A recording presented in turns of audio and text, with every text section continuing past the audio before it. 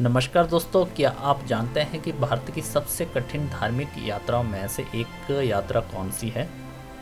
एक ऐसी यात्रा जहां आपको घने जंगल, खतरनाक चढ़ाइयां, विशाल ग्लेशियर और कम ऑक्सीजन के साथ साथ लगभग सीधी खड़ी पहाड़ियां दिखाई देगी।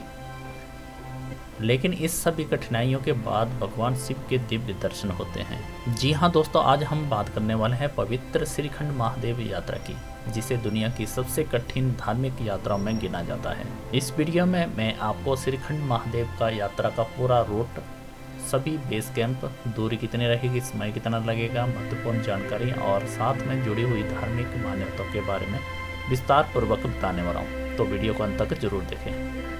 हिमाचल प्रदेश की ऊंची पर्वत श्रृंखलाओं में स्थित श्रीखंड महादेव समुद्र तल से 18,570 की फीट की ऊंचाई पर स्थित है। यह भगवान शिव विशाल आकृति शिवलिंग स्थित है, जिसके दर्शन के लिए हर साल हजारों श्रद्धालु कठिन यात्रा करके पहुंचते हैं। यह यात्रा जंगलों, पहाड़ों, झरने, बर्फीले ग्लेशियर और खतरनाक चट्टानों से होकर गुजरती है। यात्रा के दौरान प्रशासन के द्वारा 5 मुख्य बेस कैंप बनाए गए हैं। पहला है सिंहगाड़, दूसरा है थारचुरू, तीसरा है कुंसा, उसके बाद है भीम द्वार और पार्वती बाग। अब जानते हैं पूरी यात्रा का रूट के बारे में। श्रीखंड यात्रा स्टार्ट होती है जाओ गांव से सिंहगाड़ बेस कैंप तक। सबसे पहले यात्रियों को राष्ट्रीय उच्च मार्ग शिमला रामपुर में आना होगा और उसमें बाजीर बावली होते हुए निर्बंध पहुंचना होता है। रास्ते में श्रद्धालु देवढांग, अंबिका माता मंदिर और भगवान परशुराम मंदिर के दर्शन कर सकते हैं।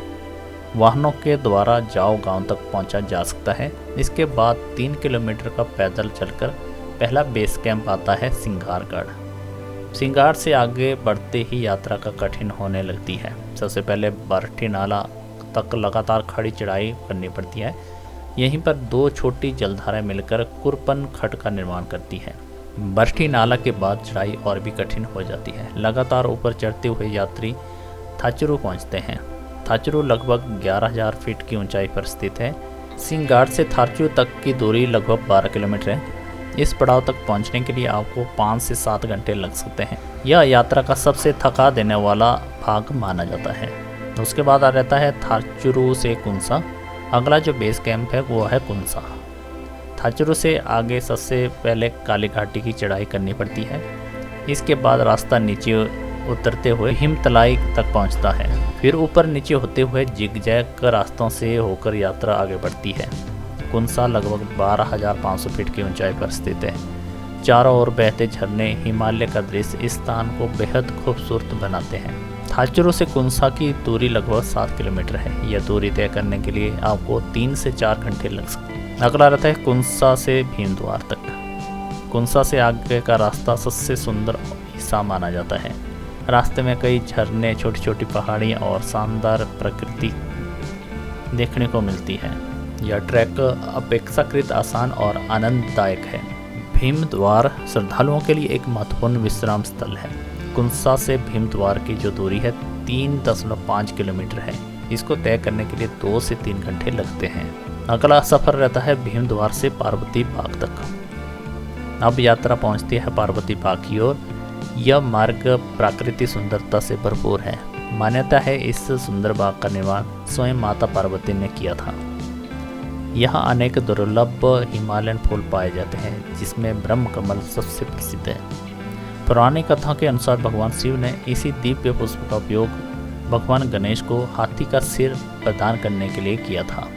भीमद्वार से पार्वती बाग तक 3 किलोमीटर का सफर है। इसको तय करने के लिए लगभग 2 घंटे लगते हैं। पार्वती बाग श्रीखंड यात्रा का अंतिम बेस कैंप है। दोस्तों, अब शुरू होता है पूरी यात्रा का सबसे कठिन और चुनौती वाला भाग। पार्वती बाग के बाद अब घास के मैदान समाप्त हो जाते हैं।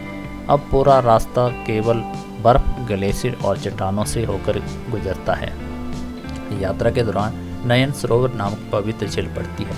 यह झील लगभग 14,500 फीट की ऊंचाई पर स्थित है। ग्लेशियरों के पिघले हुए पानी से ये बनी है झील और ये अत्यंत सुंदर दिखाई देती है। नयन सरोवर से आगे का रास्ता और भी खतरनाक हो जाता है। यहाँ कई स्थानों पर लगभग सीधी खड़ी चढ़ाई करनी पड़ती है। साथ में ऑक्सीजन का जो स्तर है वो भी कम होने लगता है। बर्फीले ग्लेशियर फिसलन भरे रास्तों को पार करके श्रद्धालु आखिरकार श्रीखंड महादेव के शिखर तक पहुंचते हैं। पार्वती बाग से श्रीखंड महादेव की दूरी लगभग 6 से 7 किलोमीटर है, लेकिन कठिन चढ़ाई के कारण इसे पूरा करने के लिए 4 से 6 घंटे लग जाते हैं। घंटों की कठिन चढ़ाई के बाद, कई दिनों की यात्रा के बाद जब श्रद्धालु भगवान शिव के विशाल प्राकृतिक शिवलिंग के दर्शन करते हैं तो सारी थकान पल भर में दूर हो जाती है। चारों ओर बर्फ से ढके पहाड़, बादलों का अद्भुत दृश्य और शिव भक्ति का अलौकिक वातावरण इस पल को जीवन का सबसे यादगार अनुभव बना देता है। दोस्तों, यदि आप भी श्रीखंड महादेव यात्रा पर जाने की योजना बना रहे हैं तो आप अपनी शारीरिक तैयारी पहले से ज़रूर करें और मौसम की जानकारी लेकर ही यात्रा शुरू करें। अगर आप इस यात्रा में जाना चाहते हैं तो आपके लिए ये ज़रूरी सूचना है। यात्रा की तिथि जल्दी ही अपडेट हो जाएगी।